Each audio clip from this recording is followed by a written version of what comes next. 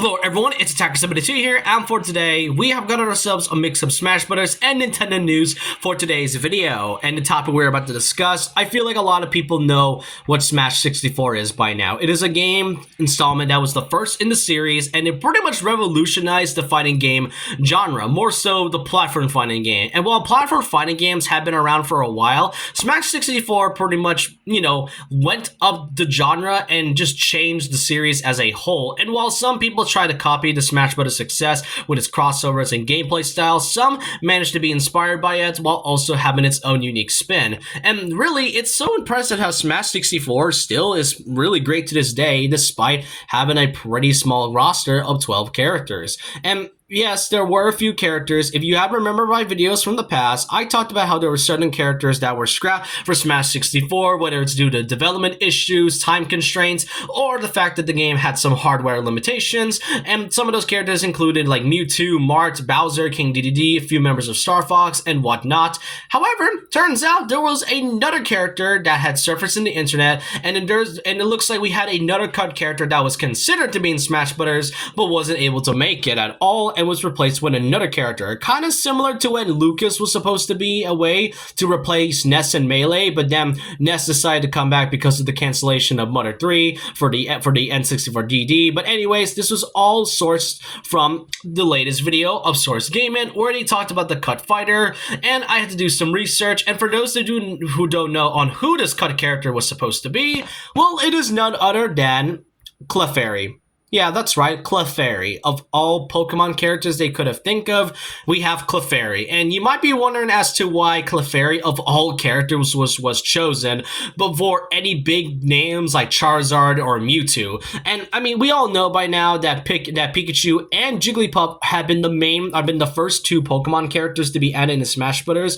And Jigglypuff was a character that has been part of the Smash series since the start and has been part of the Smash cast for a long time now. So why exactly was Clefairy considered? Well, it was all stated in a archive magazine of the 64 Dream, which is like a Japanese magazine that focuses on Nintendo 64 games and has some comments from developers from different, different installments and different games. One of those being Masahiro Sakurai, who stated as the reason as to why Clefairy was chosen. You see, at the time when he was making the roster, he had two choices between either Jigglypuff or Clefairy, and in those characters, he has to try to find a way to reuse the assets of Kirby, given the fact that if you all remember Smash 64 having a small roster, some of those characters felt like copies of different fighters, but just with the same moveset. Luigi has Mario's moveset, and Captain Falcon has Samus's. So really, it wasn't no surprise that Kirby was going to get a character that was pretty similar to him,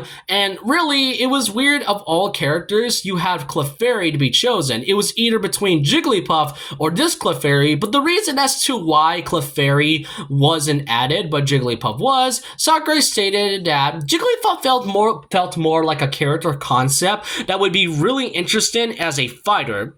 I mean, if you had seen the Pokemon anime when it was first airing in 1999, or was it 1998? I do not recall, but when Jigglypuff was really shown in the game and in the anime, Jigglypuff doesn't exactly have much, and it was a pretty weak Pokemon at the time. And so it was either between her or Clefairy, and he decided to choose Jigglypuff since she had the most interesting concept as a fighter and for a joke character. Plus, if you compare this version of Jigglypuff to pretty much Kirby, you can tell that they both have very similar body shapes and size and weight, that it would make sense. And yes, while Clefairy does have that same similar features to Kirby, Jigglypuff was chosen and Clefairy was then added as just a Pokeball character. But though, really, the question is, was Clefairy really that popular to be chosen over other characters? Well, I had to do some research, and it turns out I learned a bit about Clefairy. Clefairy, before Pikachu,